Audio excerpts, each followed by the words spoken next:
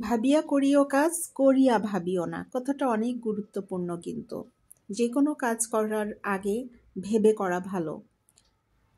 কোনো একটা কাজ করা হয়ে গেলে তখন ভাবনা চিন্তা করে আর কোনো লাভ হয় না।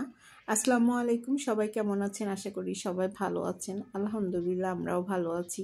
তো আজকে আমি আমার ব্লগটা শুরু করছি।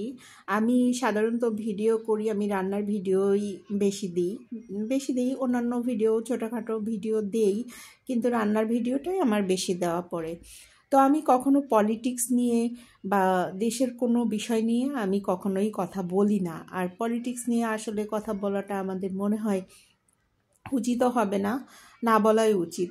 তবে আজকে একটা কথা বলতে চাই, সেটা হচ্ছে যে আমাদের এই বাংলাদেশে যেটা হয়ে গেল, হিন্দু মুসলিম ভারত বাংলাদেশ নিয়ে, বাংলাদেশকে একেবারে পচিয়ে ভারত মনে করলো যে আমরা অনেক উপরে উঠে গেছি, কিন্তু দেখলেন শেষটা, ফলটা কি হলো?